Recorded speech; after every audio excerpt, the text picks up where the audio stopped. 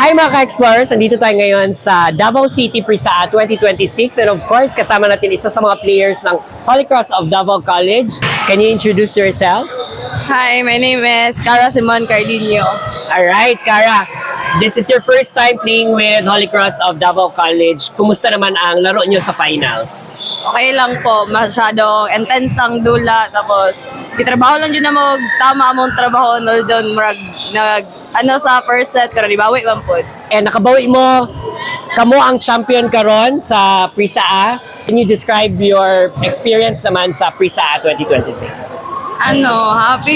Maka-happy kay nanako diri lahi na po nga level of competition. Tas at same time kay lahi na po akong teammates. And ano ang mga adjustments mo during the game?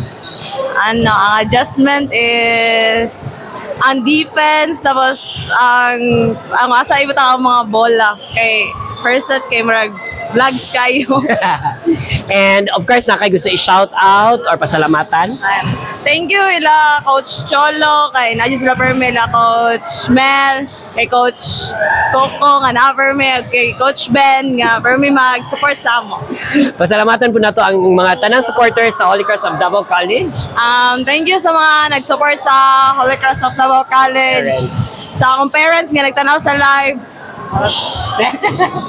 Alright, congratulations and continue your good work sa Holy Cross of Davao College Women's Volleyball Team. Anong masasabi mo sa laro?